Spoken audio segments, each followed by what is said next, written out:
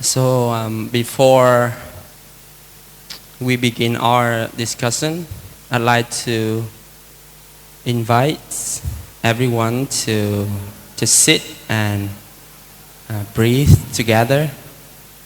By listening to the bell, you can close your eyes and observe your breathing. Can we do that? All right. Let's listen to the sound of the bell.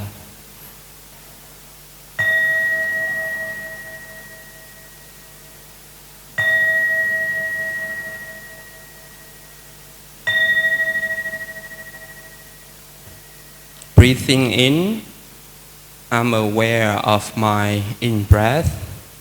Breathing out, I'm aware of my out-breath. In, out.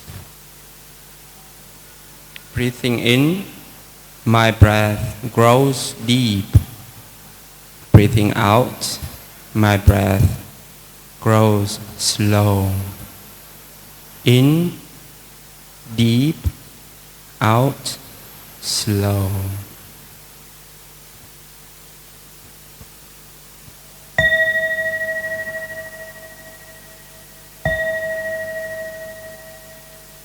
Thank you for your practice. Now you can open your eyes and just relax the whole body, because today's Dharma sharing will be an opportunity for all of us, first of all, to practice our English, because I understand that some of you here because you are told to be here, even though you don't understand what I'm saying, but you are forced to be here to support emotionally, right?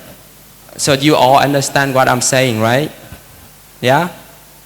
We will have some time in the end to have Q&A if you have any questions regarding what I'm saying or whatever, whatever topic, you can just ask, at the end of this section.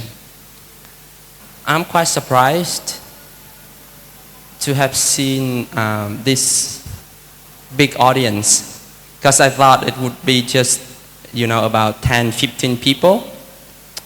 But I'm quite surprised that many of you show up today, and I thank you for that. So the topic I'd like to discuss with you today is what I learned from Harvard. There are so many lessons I learned from Harvard, but today I will kind of condense those lessons. This will be our part 1. Maybe next year there will be part 2. So today we have a couple of lessons for you, for many of you who maybe want to go abroad to study, and by taking these lessons, you don't have to kind of fall into the mistakes that I have made. So you can just take the lessons, take the experience, and wherever you want to go, because there's a path already. You can follow that path, or you can use that path to create your own path, right? First lesson, you are way better than you believe, or you are way better than you ever know. There's someone in our mind trying to convince us that we are not good enough. And that voice is very powerful. That's why we don't even try to do hard things. I was someone who didn't believe that I could go abroad to study.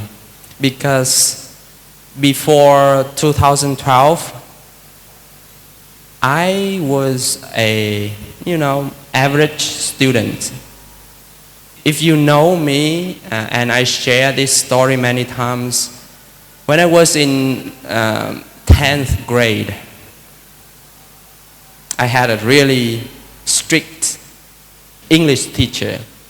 She was someone who kind of looked down upon me because I couldn't speak English, for the reason that I didn't want to learn the language. And that, that hurt my ego, right? And that made me believe that I wasn't a good student. I wasn't good at learning a foreign language. Right now, I know 6 languages. I can speak Vietnamese, English, Mandarin, which is Chinese, Thai, and I can read classical Chinese, I can read Pali, I can read Sanskrit. So 6 languages. But before that, I was made to believe that I was not good by someone outside and also by the internal voice in my head. Has that happened to you? You have a critic in your mind telling you that you are not good enough? Because many times you have tried, but you failed, right? And then with the reinforcement from external, force, keep telling you that you're not good enough. You're just, an average student. So don't even try. Don't even think about going somewhere or doing new things. Don't even try to go out of your comfort zone. So let me tell you something. Below that or beyond that surface, that voice, that negative energy, there's a source of power that has not been touched by you. If you have enough incentive, or I don't want to use the word motivation because motivation is such a bad kind of energy, because motivation comes and goes. But if you can touch the eternal source of energy that that is behind all those external voices and the voices in your head, you will understand what I'm saying. You will realize that there's a better version of who I am. When I applied to Harvard for the first time, I got rejected. Not many people know this, but the first time I applied to Harvard, it was in 2016, I got rejected. And that kind of reinforced the belief that I wasn't good enough. They rejected me. That's why, the voice convinced me that I wasn't good enough. And I told a friend that I wanted to apply for a second time. And you know what they did to me? They laughed. They laughed. Because he didn't believe in me. He thought it was kind of a joke or something that, I would never be able to achieve. But I applied for a second time. So the second time, I applied to 2 universities, Harvard and Yale. I got accepted to both universities. With Yale, I got 50% of the scholarship, and with Harvard, I got 100%. So which one did I choose? Of course, Harvard, right? Still, even I got accepted by the most, prestigious, the most famous university in the world, I still didn't believe that I am good enough. There's a symptom at Harvard. There's a symptom people call Harvard symptom, which is everyone thinks that everybody else is better than he or she is. So for example, in this group, this one will think that, she or other people is always better, smarter, clever, than me. That's why people study like, crazy. Getting accepted into Harvard kind of doesn't prove anything yet until you read academic works, academic books by white scholars. So we learn basic English for daily conversations. We learn IELTS to take the test. But there's another level of academic language or specialized knowledge, right? So when you go into those work, you will see that the language, the English that you learn has to be translated into another kind of English. Maybe something is very simple, like this flower is white, right? They would say the condition that made this flower, the color that it is, depends on different, external causes and effects. That's why the flower is the color that it is. So for us, the language that we learn is just this flower is white, or that flower is yellow or pink. But the kind of language that we learn in the academic setting is really different. So until that I got a hold of that language, gradually I started to believe that, they can do that. Also, do I? I also can accomplish what they accomplish. First semester at Harvard was brutal. I got sick all the time because of lacking of sleep, of rest. Because when you are in an environment where people are studying like crazy, and in graduate level, which is after bachelor degree, we call graduate level.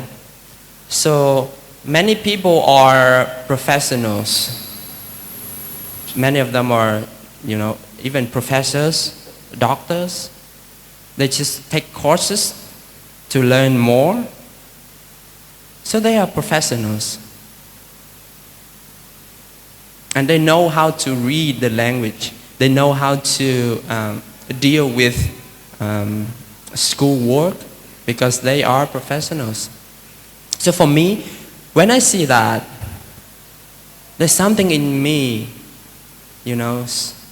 saying that, okay, if they are trying 5%, I have to try 10% more.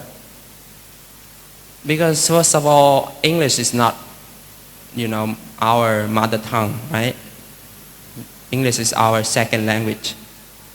Second of all, the difference or the challenge that those people pose, because the kind of knowledge that they possess, already can bury me, because they know a lot. So due to those reasons, I had to try way harder than them. That's why I got sick. It's a reminder for us to just return to our breathing. So there is a saying that man cannot discover new ocean unless he has the courage to lose sight of the shore. Man or woman cannot discover new oceans unless he or she has the courage to lose sight of the shore. We cannot discover new thing in us unless we have the courage to lose the old self, the old belief about who we are. So we have to have that courage to lose the one that now you are believing that that is who you really are. So let ask yourself this question: who I believe I really am? Is it this person who isn't good enough? Or is it this person who always failed at whatever he or she is doing?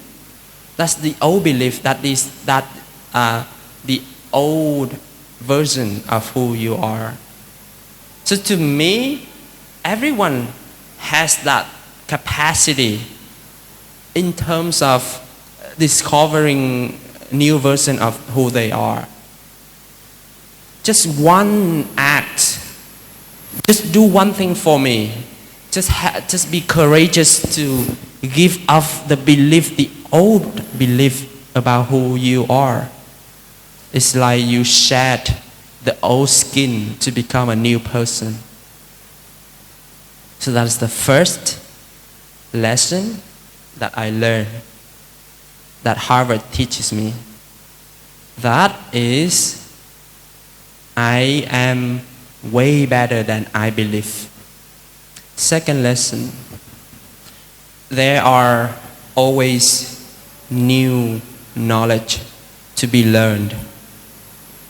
Imagine that you are in a class that is very boring. You don't want to be there, but you have to be there, because that is a requirement for you to be able to graduate. One class that I can think of is theories and methods. Boring. But anyway, we had to take that class. And one day, suddenly I discovered that, there's something that I didn't know before in this class with this topic. Maybe I don't entirely enjoy this class, but there's something that can benefit. So you can take this lesson and apply it, into whatever field of work or whatever subject that you think you resent. Take one part of it. Take one part of that lesson, one part of the work, and challenge yourself that, there's something new here. Maybe something new that I can learn here. It will, at first, it will still, be boring. But gradually, when you learn, when you discover new thing, the neurotransmission, neural connection in your brain will kind of signify, connect with different part of your brain, and the connection with the connection, you will be more, you use that connection, you become more excited in whatever else you do. Not with that learning, not with that subject, but you use that connection. For example, when you meditate, you recharge, right? And during meditation, our brain will generate connection with different part, lower, higher part of our brain. So with those connection that we generate during meditation, you create energy, and that energy help you to be, more active during other activities. That's why after meditation, some of us feel refreshed, like we have just been recharged. So if you can apply that into whatever work, whatever class, you will not be bored anymore. So next time when you are in that similar situation, just take a part of whatever the professor or the teacher or the co-worker is teaching you or is doing. Take one part of it and explore what is new knowledge that I can acquire today. Many professors at Harvard is extremely smart. They're very smart.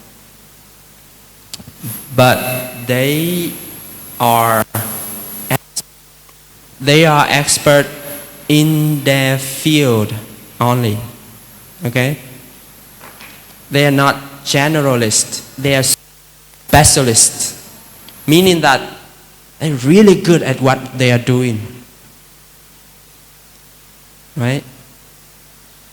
So, in other words, they're good at one thing. They are not good at many things. So they also have the tendency to learn from students. I remember one professor, when he came to the class, he's old, he's like 70 somethings. He said, even though I am old, I am a professor, but I don't know everything.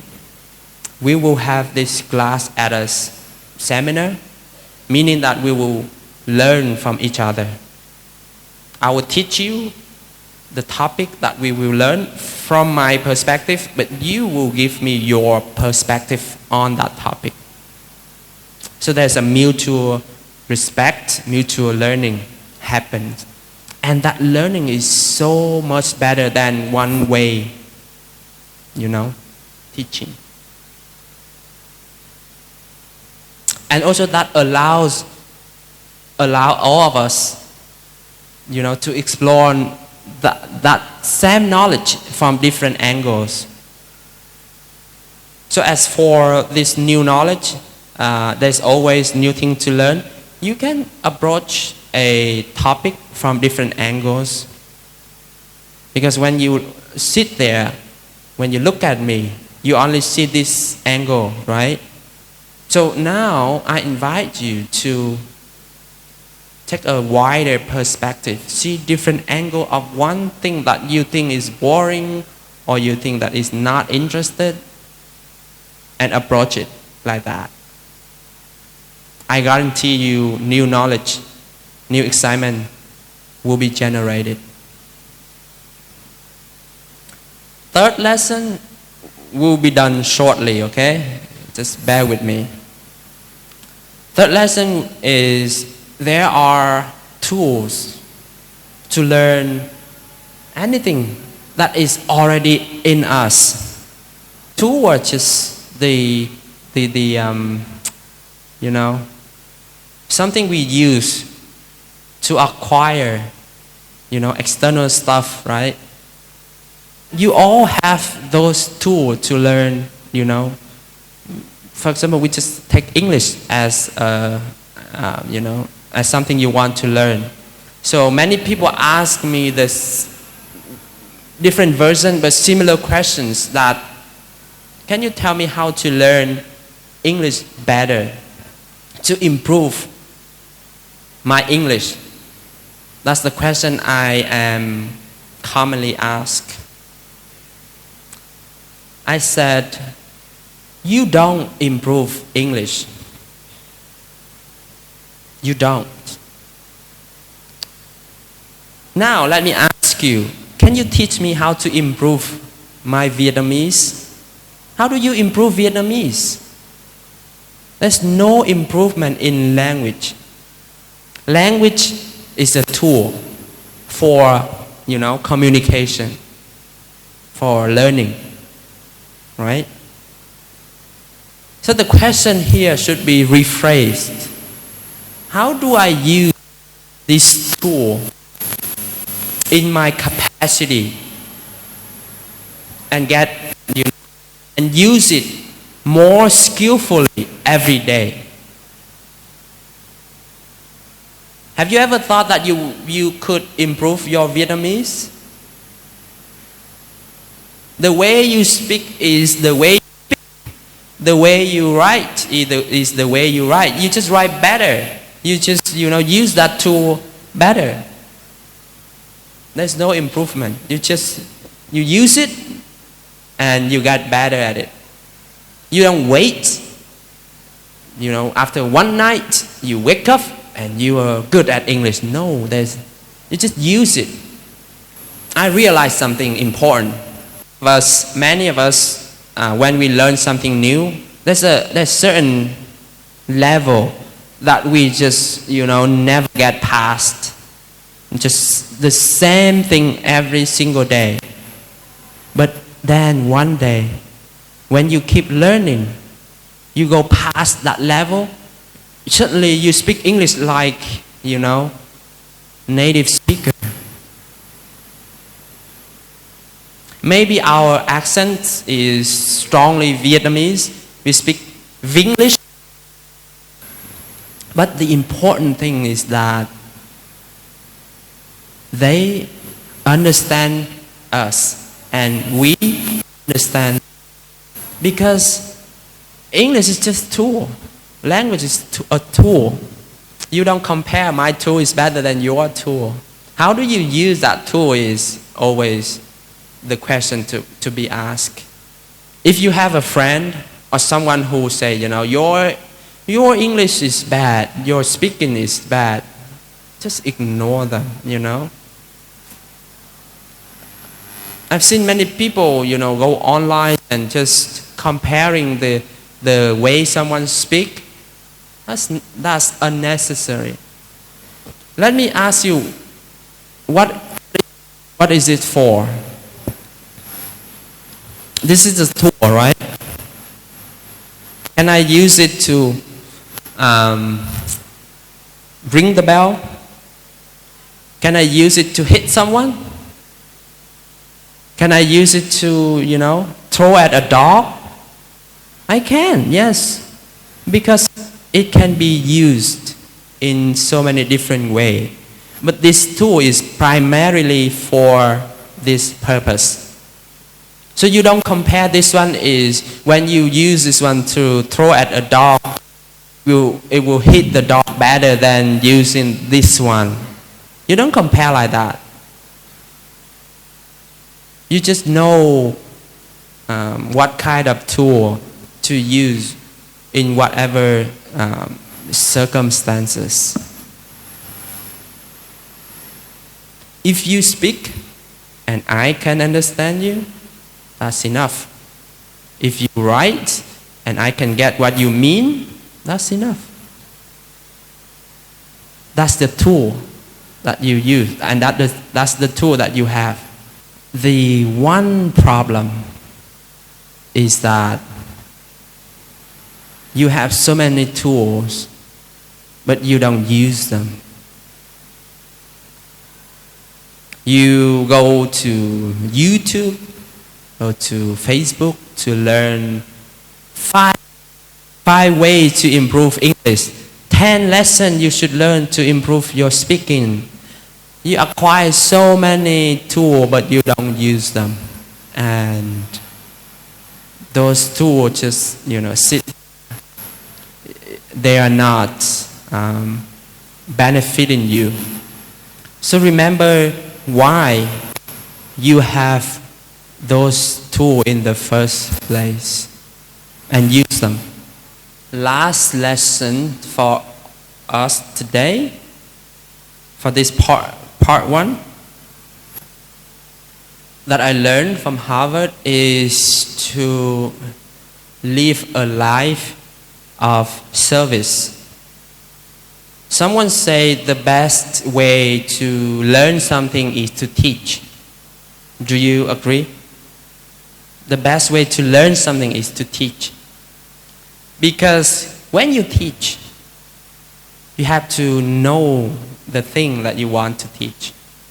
And when you try to know and try to convey that kind of knowledge to someone, learn the second time. The first time, you acquire the knowledge. The second time, when you repeat that knowledge, you relearn that knowledge. And it will stick in your mind longer. So at the end of the day, what is the purpose of our learning? Why do we learn anything? Is that to just satisfy our thirst for knowledge? Or is that because we want to use this knowledge to contribute to make a better society? Because with the law of cause and effect, whatever you put out will return, will multiply. So when you know how to use what you learn in service of other people, you give yourself a second chance, a second opportunity to relearn that. And that knowledge sit with you very long time. I believe that each of us sometimes think that we have a bigger purpose to live. It's not just our daily, food and shelter, but there is something bigger we want to accomplish. For example, when you come to, Hoằng Pháp monastery, you want to serve people, right? Công quả, it means that you want to serve people selflessly. So there's something bigger than yourself. You don't just want to serve this body, but you want to serve other people as well. And many people, many of my classmates at Harvard were volunteers who work for UN, who work for non-profit environment and non-profit organizations, who work for King, who work for prime ministers. And many of them dedicate themselves for a life of service. And the people that they serve isn't just people that they know, but people regardless of their backgrounds, race, ethnicity, skin colors. Whenever you do something for others, instead of asking how come, you should ask why not. How come should I help this one? I don't know them. Don't ask that person. Instead, you should ask, why not help this person? Because he or she is in need of my help. And when you live a life of service, you can see yourself bigger. bigger in terms of benefiting more people.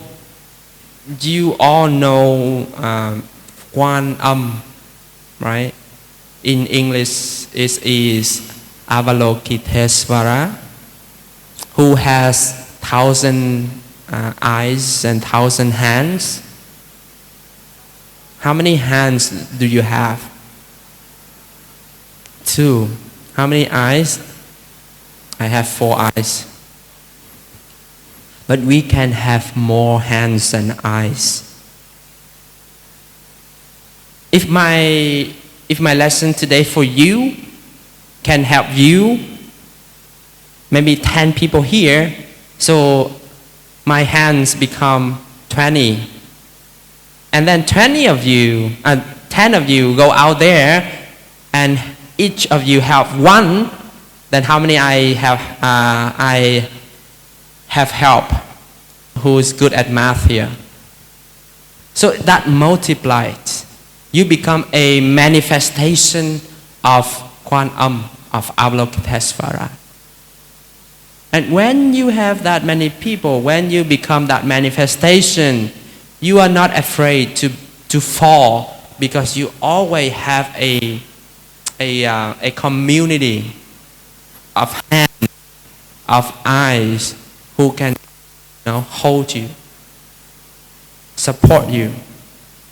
You know Viktor Frankl, a famous psychologist who wrote the book A Man's Search for Meaning. He said, the meaning of life is to give life meaning. Once again, the meaning of life is to give life meaning. So now, if you are feeling that your life doesn't have any meaning, you are the one who gives your life meaning by live a life of service. That will immediately give you the sense of why you live, how you live your life. This morning I share something. There are 2 important days in your life. The day you were born, and the day, not the day you die, but the day you know the reason why you was born. So you have one important day already, right? That's why you're here. Then the second day, what is the reason why you're here on this earth? Okay, that's it. Thank you for your listening. I hope you understand everything I say. And now we will have some time for Q&A. All right? Thank you.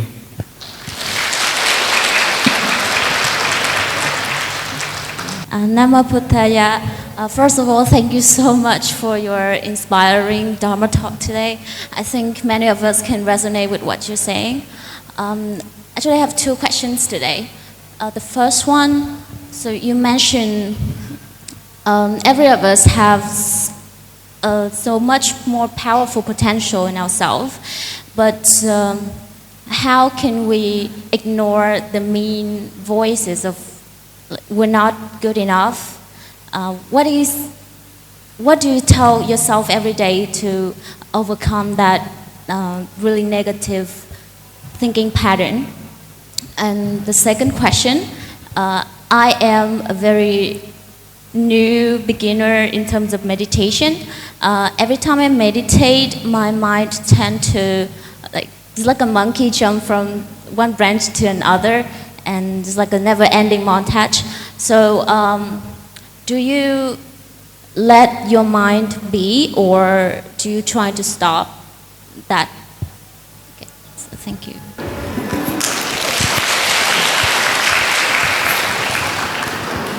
Thank you for this benefiting question. So these questions are I think for all of us. The first one, how do we ignore or in a better term, how do we transform that inner critic, inner voice that keeps telling us that we are not good enough? There's two ways you can do that, and these two ways should go together. First, acknowledge that voice. It is a part of you. So in psychology, there is a system called internal family system. There is an internal family within us, different parts of ourselves. So that prominent part, the voice telling you that you are not good enough, actually they are telling you something else as well. So when that voice, arises in your head, first of all, acknowledge. Say to that voice, dear friend or dear little sister. Because remember, that is a part of you, right? You don't want to push them away. The more you push, the more, the louder it becomes. So just acknowledge that, dear little friend, I know that you are there. I know that you are telling me something, and I acknowledge you. Maybe because when we was young, we were hurt by our parents, by adults, telling us that you are not good enough, you are not loved, you are not my favorite child, you don't make me proud. Then we internalize that voice, and that voice keep come up, reminds us. It is yelling, it wants our attention. So we will give it attention, we will acknowledge it, because it is also a path to healing, to transformation. Acknowledge it. Second, what I did was to go beyond my comfort zone. I did something that was unpleasant, unfamiliar, unscheduled. So at that moment, my mind would try to stop me. The energy that my mind tries to stop me is stronger than the energy that the voice gives me. So when I do something out of the comfort zone, there's a shift, mental shift in my mind. And because that energy is stronger than the energy of this internal voice, it kind of balance out inner critic. Remember, these two methods has to go together, because if you keep acknowledge your inner critic but do nothing, it won't help. It's just the first step. The second step is to do something, to be courageous, to leave the shore, to do something different, to do something unexpected that gives you chill, or that generates, or that makes you have to be in a different kinds of environment. So when these two methods, two ways goes together, you can heal that inner voice, that inner child, and also you can, explore your, the thing that you thought you would never do, or you would never be able to accomplish. So these are my ways. Maybe you can explore your own ways, but these are ways that I practice. Second question,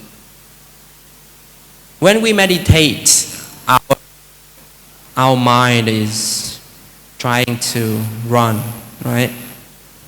Remember, we never try to stop thinking. You know who stopped thinking? Dead people. People who dies never think because they don't have that capacity. So for us, when we meditate, remember when we meditate at the beginning, I told you to just observe. Observe. Like you observe this flower, right? Oh, I am thinking about A, or I am running after B. Observe that. There's nothing you should do better than just observe your thought. Let it jump, let it run. Just observe it. Don't chase, don't follow, don't let it drag you into the past or into the future. Just observe it. That is the very first step. Second step, when the power of your observation becomes strong, the field of your meditation, the field of your mind expands. So when you first meditate, it's like you are holding a rope that is tied to a buffalo, right? You try to hold the mind, the mind, that monkey, that buffalo. Now, when the power of the observation becomes bigger, your field becomes bigger, and you don't have to hold that buffalo anymore. You let it wander in your bigger field. Because at first, you are afraid that the buffalo will eat the rice, outside of your small field. Now your field become bigger, then let the buffalo, wander. And you keep observing, keep expanding your meditation field. And you just sit there and enjoy the fruits of your meditation, because you no longer hold that buffalo. You no longer have to deal with that monkey mind anymore, because even you sit here, but you can still see it running, and it doesn't affect you anymore. And the fruits of meditation is clear comprehension, clear understanding. When you meditate, you let the mud in your mind settle down. When the mud is settled down, you see things clearer. It's like you have a bottle of, dirty water. You keep shaking it. The mud, the dust keep, coming up. You don't see anything. But when you let it settle, when the dust settle down, you see things much clearer. So there's two parts of meditation. First is to expand the observation field, and the second is to acquire, or to just, it's come naturally. The comprehension comes naturally after that. So two parts. Other kind of meditation, chakra or open third eye, don't believe in those. Those are nonsense, not Buddhist meditation. If meditation gives you two things, calm and clear, that is Buddhist meditation. So don't be frustrated because of the mind, keep wandering. It's just the nature of the mind. You don't want to stop it, you just want to observe it. And when your observation becomes stronger, you see things clearer and wider and, more width from different angles. You see better. All right? Thank you.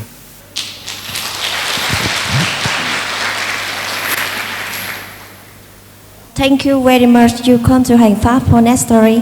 And thank you for sharing this topic here today. And I have one question.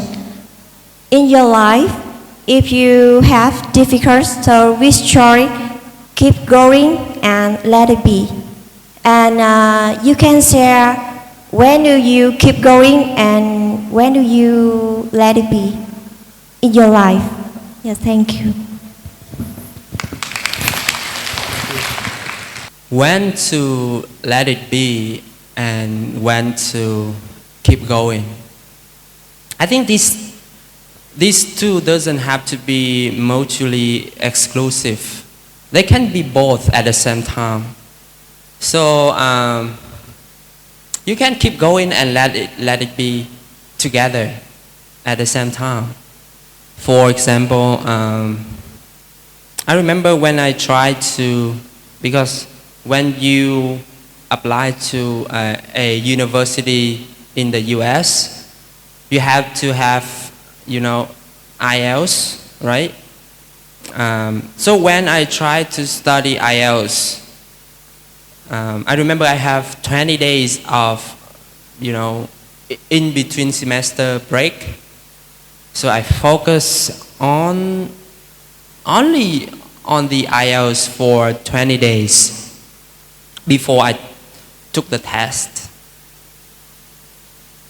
If I didn't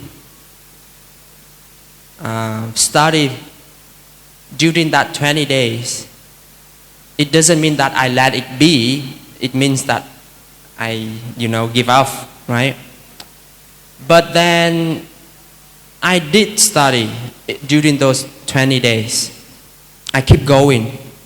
One thing that can distinguish between a Buddhist practitioner and a regular student is that we keep going, but in the end, we let it be. We don't.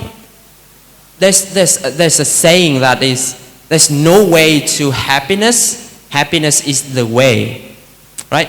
So on the way, you keep going, but the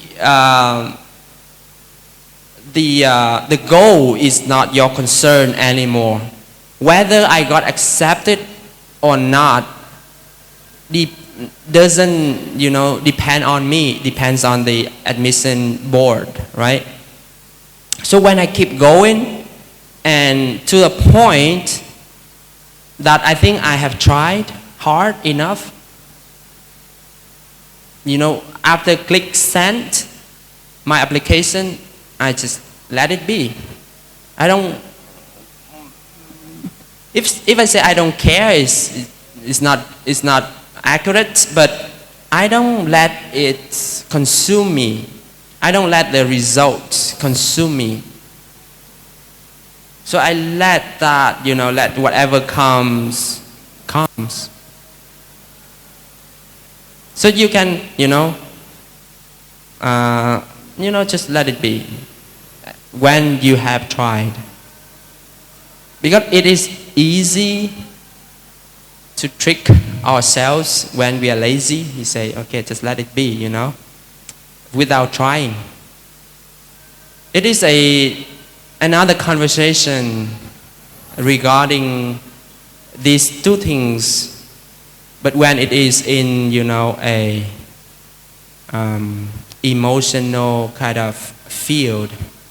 For example, you have to decide between, whether to break up with someone. So whether I should try to keep this relationship or just let it be, it is another conversation, right?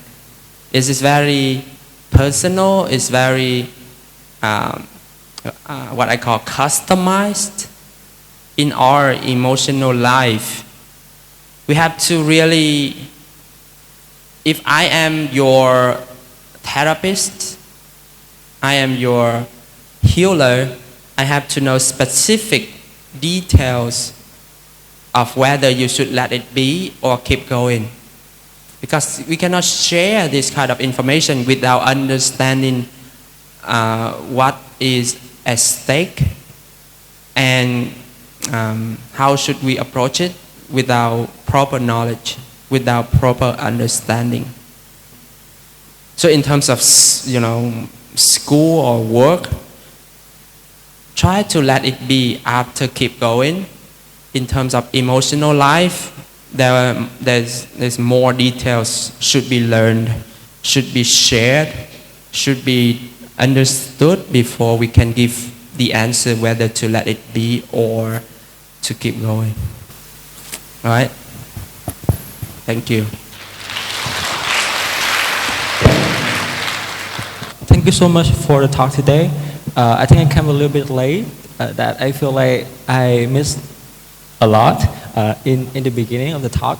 I think I'm sincerely curious in pursuing religious studies, in graduate studies like you, and I think I want to ask about, because I feel like you got a Master of Divinity from Harvard, right? And so I feel like in that program, it does not cover only Buddhism and Buddhist teachings, but also other religions within what I try to triangulate with the students.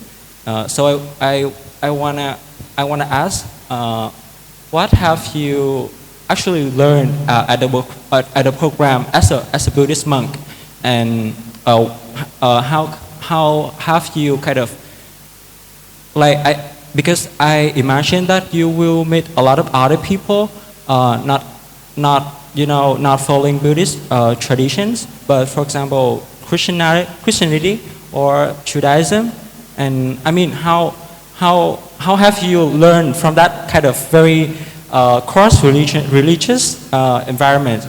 And the second question is that because I'm curious in religious study, I want to ask a little bit about your research right now as a PhD student at Boston. What kind of research are you doing, and is it kind of a must?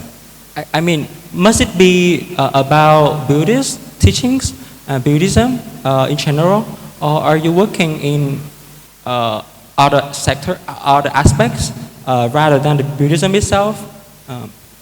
Thank you so much. Thanks for your question. This is cheating because we say one more, but he asked two. So actually I got 2 master degrees. The first one is about religions, which is, which you learn different religious traditions in the world. And the second degree, I focus more on the healing, the transformative aspects of religions, and in a company with Western psychology. So after you get that degree, you can go out to help people, to counsel people, regardless of their religious background. So you may have to meet someone who is Christian, or who is Jew, or who is an atheist. Atheist is someone who doesn't have any religion. So you have to understand what they are looking for in terms of religious belief, and also you have to provide transformative tools for them to use to heal themselves.